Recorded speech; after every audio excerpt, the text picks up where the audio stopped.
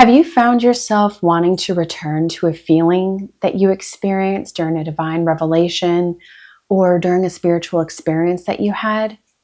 And while you might have carried the truth that you now know and is a part of you, you've carried it forward, you want to return to that feeling and you want to know why.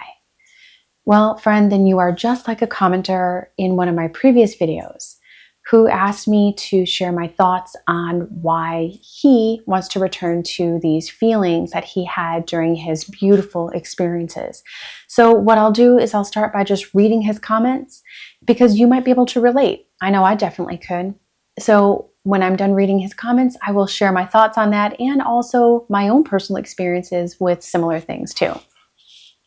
So this comment comes from Rick Nichols 1008. And first and foremost, I just want to say thank you, Rick, for commenting, being a part of the community and asking the great questions, because if you have that question, it's more than likely that others do too. So this is hopefully going to be really helpful for a lot of people. He writes, "Dear Jill, thank you for your very authentic presentation of your experience. I have had the exact experience, but under 3 different circumstances. One was a kind of NDE in which I didn't die, but was shown what being dead would be like, while offered with certainty the choice that to live or die was my choice, with no bias toward one or the other. Another was when I first saw the Taj Mahal from the perspective of the Marble Arch. I looked up at it. The universe disappeared, leaving me in a profound peace. When that passed, I was standing there with tears flowing. There was a third occasion in which I was blessed with the sense of pure, unconditional love of everything, pure unity. I clearly remember the experiences, but want to recapture the feeling of the moments. I've watched and read of many such stories, but yours seems to be completely without pretense. Again, thank you. Can you please offer your thoughts?" So Rick, first and foremost, those were beautiful experiences, and I had really similar ones. Framed a little bit different, but the core message was exactly the same. And so I'm so thankful that you asked this question. I know that I've heard even people like Jim Carrey, he said that he had his awakening moment over recursive reading and listening to Eckhart Tolle's teachings. And he said, and I'm kind of quoting this, he said, "I would give it anything to get back to that feeling, to that moment." So yeah, that feeling is really palpable, it's tangible, and it reflects back our divine nature, our true nature, and that's why we want to return to it. So your 3 experiences actually point to characteristics of your divinity. Let me point that out. Your first experience was like an NDE, right? Where you were given the choice. That's a key word, choice, over choosing to continue to live or to die. Choice implies that you are the creator of your experience. You are sovereign. I too was shown that I was sovereign, and in my case, it was the queen. I was crowned a queen, saying that I would be living as my higher self. And so I had a very similar experience. But in our true nature, we are the creators of our experience. Our whole world is an outward projection of consciousness. The whole world. Every leaf, every tree, every person, relationship, every sound, every silence, every planet and every galaxy. It's ours. The second part of that was that you were offered the choice with no bias. So that also shows that there's inherently no meaning to anything here in this outward projection, only the meaning we give it. In our dualistic nature, being an outward projection, we label things as good, bad, preferred, or unpreferred. So I think that is a key indicator. And that is why you were given that experience, that revelation that you are the creator, because that is what you are. You are a direct outward expression of all that is. And I use the terminology all that is. Some might use Brahman, God, source, creator. I personally love the way the Taoists say it. They say if it can be named, that's not it.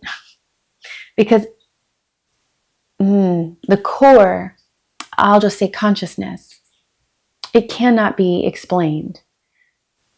Any word or description that you would try to convey limits it entirely. It's limitless. So I'm just going to call it all that is. Okay, the next experience that you shared was the Taj Mahal. The universe disappeared, leaving you with a profound sense of peace. And when that experience passed, you were left just standing in tears. My friend, that is an example. It was a reflection back to you that your true nature is profound peace, that it's in your being. Peace is who you are.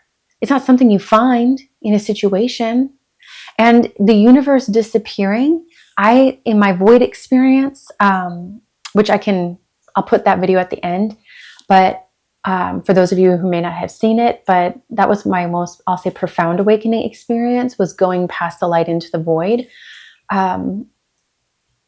That's a great way to put it. Like the whole universe, everything that you know to be true was gone. And yet there was the stillness, the peace, and it was profound. That is who you are in your core, your nature. You are peace. Peace isn't something you get from a relationship, a job, money, health. All of those things come and go. Just like bad times, they come and go. True peace is who you are. It's not what you get. So that is such a beautiful beckoning. It's beckoning you back to the mirror to see your true self. Isn't that beautiful? Oh, so gorgeous. And then the last part of your experience that you shared with me was where you were blessed with a sense of pure unconditional love of everything, pure unity. I experienced that too. You are everything. Again, there's only one consciousness. Out of that consciousness sprouts out awareness. And from that awareness sprouts out seeming diversity of different people, cultures, animals, planets, galaxies, and stars. But it is the same source. It's the same consciousness that created all of it. You are that. You are that. So when we have these profound experiences, call them divine revelations, spiritual experiences, again, the label makes no difference. When we yearn, literally yearn, like we want our next breath to be and dwell in that feeling again and again and again, it's because it's your truth. It's the truth of who you are. It is as though you went your whole life thinking you were alone and on your own, and you were responsible for all of your successes or failures. Because you were the doer, the separate self. And your true self is taking that mirror and cleaning it so you can truly see your real reflection. Not the marred reflection of the doer, the independent self. That's false anyways. The truth of who you are, who each of us is all that is. You are peace. You are love. You are a part of the whole. I think that's kind of why Jesus said, "Let the little children come to me and do not hinder them, for the kingdom of heaven belongs to such as these."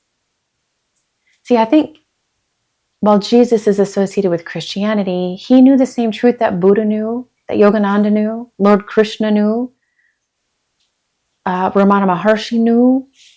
It's all the same truth. There's only one truth. It's just that they all worded it differently for their own culture, their own people, trying to convey it in a way that would be received as best as it could be. But see, little children just are. They trust. They barely do anything. They just exist. And when we're called back to our true nature, which was always us, it's like we're just being reminded, hey, you're not doing this alone, silly. It's been me, your true self, the whole time. You can just let go and relax now. So I don't even want to suggest, Rick, that you surrender, or that anyone who's watching this surrenders, because that is giving a task to the doer or the separate self again. True surrender is done through grace. By just letting go. Just allow what is to be. And trust that the play of life, divine play, will continue to play out as it always has and will. The same way that your breath continues without your effort, as does your heartbeat.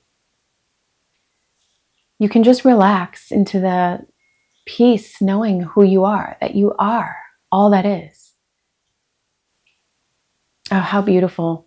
Thank you so much for sharing those experiences with us. And I thank you for giving me the opportunity to share my thoughts. And I hope that they gave you some clarity. And friend, look in the mirror and just see your beauty, your radiance, because that's what it is. Our true nature is effervescent. It shines. Shines. It shines. So shine on, my friend. If you guys have any comments, let me know. Subscribe to be a part of the community, and I will see you guys in the next video.